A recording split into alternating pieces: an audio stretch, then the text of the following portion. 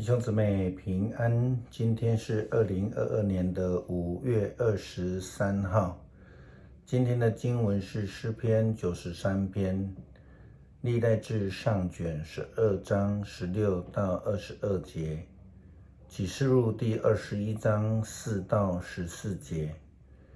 今天要跟大家分享的主题是新耶路撒冷。以色列王朝建立之后，才慢慢有了首都的概念。在所罗门王建筑了圣殿之后，耶路撒冷不但是以色列的政治中心，也是他们的首都，更是犹太教的信仰中心。一般基督徒在提到耶路撒冷都会说是圣城，因此有人认为到耶路撒冷观光是一种朝圣。我们在福音书当中也看到约瑟和玛利亚，他们就是每一年带着孩子全家那一年也带着12岁的耶稣回到耶路撒冷圣殿去，在那个地方敬拜上帝。对于以色列人而言，这是非常重要的信仰生活。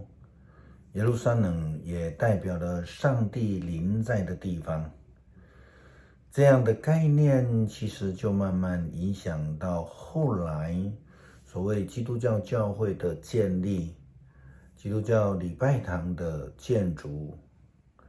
基督徒不再以耶路撒冷为唯一朝圣的地方，但是也因为这样子，礼拜堂就被认为是圣殿，是敬拜上帝的地方，是上帝临在的地方。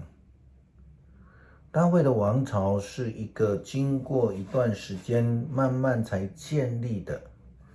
特别我们看到圣经的记载，在他跟扫罗王的军队对抗战争之后，才又因为各支族慢慢的加入，而军队壮大，然后统一了整个以色列国家。耶路撒冷的政治、军事、信仰中心的概念也这样子就慢慢的被建立起来了。耶路撒冷从此以后就成了以色列人心中永远的家乡，是政治的，是心灵的，更是代表上帝的同在。因此在以色列的历史当中，被掳时期对他的应许祝福就是归回。在这些时期里，最被常提及，以色列人最期待的就是圣殿重建。因为圣殿重建就是以色列人的国家尊荣的重建，他们心中上帝的保守再次的临在，上帝再度的彰显了他的荣耀。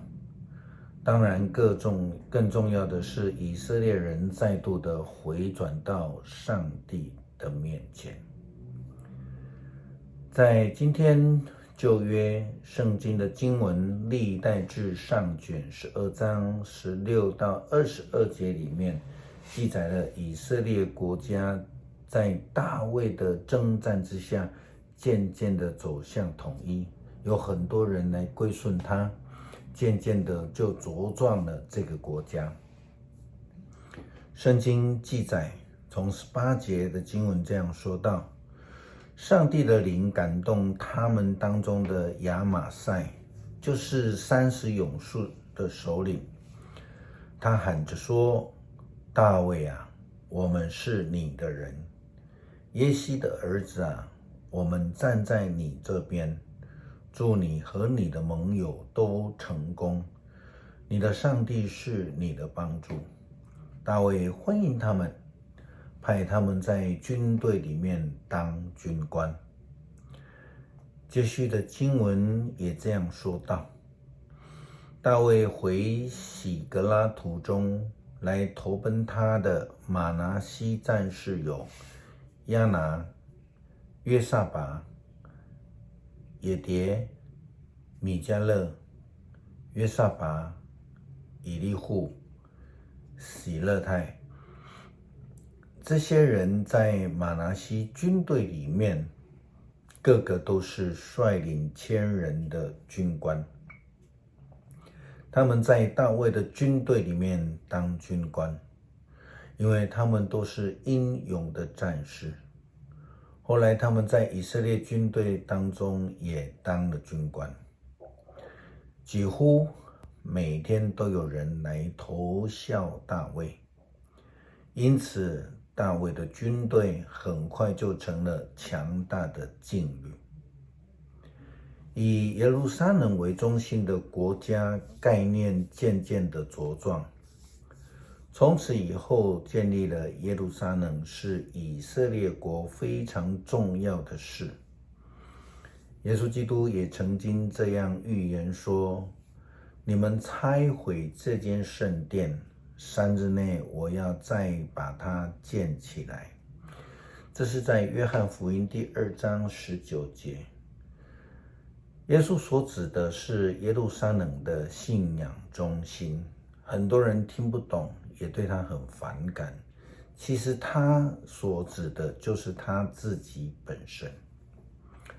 正如先知的预言一样，先知说，上主说，在那一日我要重建大卫已经倒塌的这个帐篷，我要修补他的缝隙，要对荒废中的重新来起造，让他能够恢复早前的情境，让以色列能够得着从以东那边得着剩下来的人，以及所有属我的国家。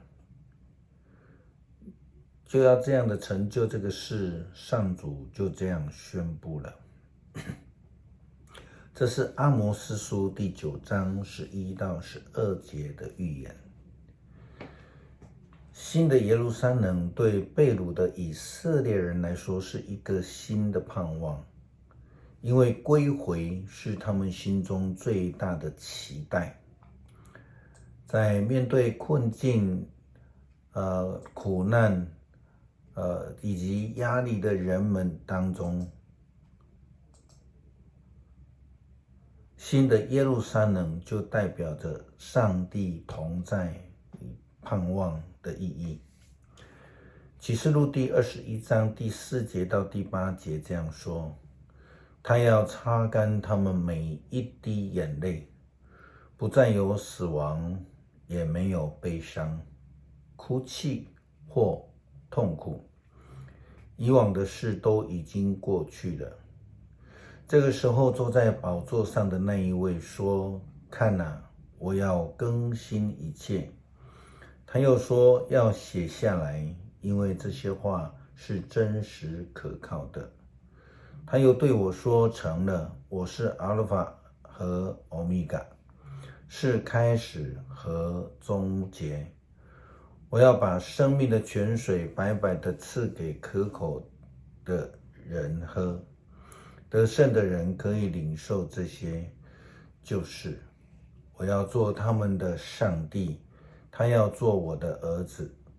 但是那些胆怯、背信、腐败、杀人、淫乱、行邪术、拜偶像和所有说谎的人，有火和硫磺燃烧着的火在等着他们，那就是第2次的死。新耶路撒冷的盼望已经赐给了我们，如同浪子的比喻当中大儿子一样。那拒绝不愿意进去参与宴席和进入新耶路撒冷的人，当然就得不到保守、盼望以及救恩。领受的人，愿意进去的人，就必得着新耶路撒冷的救恩。这是主对着我们所说的应许。诗篇93篇，上主掌权，他以威严为衣，上主以能力为腰带，大地坚立，不能动摇。上主啊，你的宝座自古树立，从亘古你就存在。上主啊，深渊发出声音，洪流冲出怒吼。上主在高天统治，压倒了洪水的吼叫，胜过了海洋的浪涛。上主啊，你的法则永恒，你的殿宇神圣，世事无穷。恳求主帮助我们，在这个疫情非常不确定，让我们担忧愁烦围绕的时候，愿意去寻求接纳主所赏赐给我们新耶路撒冷的新盼望，领受救恩。感谢祷告是奉主耶稣基督的圣名求，阿们。